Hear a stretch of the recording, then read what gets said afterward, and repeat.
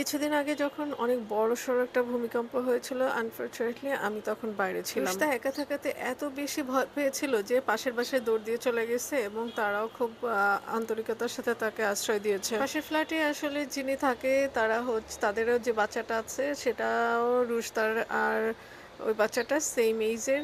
তো যার কারণে আমাদের পূর্ব পরিচিত ছিল। তো যাই হোক, বেশ অনেকদিন সেই আতঙ্কে কাটিয়েছে এবং পরপর অনেকবার ভূমিকম্প হয়েছে।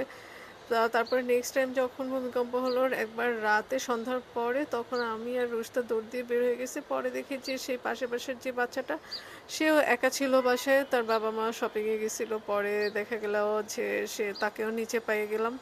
তো তাকে সাথে করে নিয়ে আমাদের আরও কিছু কাজ ছিল বনশ্রীতে, আমাদের কিছু কেনাকাটা ছিল। তো ভাবলাম যে বাচ্চাটাকে সাথে নিয়ে যাই, কারণ তাকে আর একা নিচে রাখা বা উপরে পাঠিয়ে দেওয়া, যদি আবার ভূমিকম্প হয় তাহলে রিস্ক হয়ে যাবে। তো তাকে সাথে নিয়েই আমরা বনশ্রী অনেক কিছু অনেক কিছু না মানে অনেকক্ষণ ঘোরাঘুরি করে তারপরে কিছু শপিং এর মধ্যে ছিল আমার একটা আয়রন টেবিল দরকার ছিল। অনেক অনেক দিন থেকে আসলে আলসেমি করে কেনাই হয় না, হয় আলসেমিতে ধরে, না হয় যখন মানে কিনতে পারি তখন আবার মনে থাকে না, এই অবস্থা। তারপরে একদিন তো জোর করি, মানে ওই দিন আর কি জোর করি বের হয়েছি যে যেভাবে হোক আমার আয়রন টেবিল আমার কিনতেই হবে। আয়রন টেবিল কেনার পরে দেখলাম যে ওখান থেকে বের হওয়ার পরে দেখি যে একটা বাচ্চা এভাবে কান্না করতেছে। পরে অনেকে তাকে রিকোয়েস্ট করতেছিল যে কথা বলার জন্য, কোনো অ্যাড্রেস দিতে পারতেছিল না, কোনো কথাই বলতেছিল না। পরে আমি তাকে রিকোয়েস্ট করলাম, পরে আমার সাথে কথা বলে নেয়। পরে যখন বললাম যে ঠিক আছে তাহলে পুলিশ কল করি,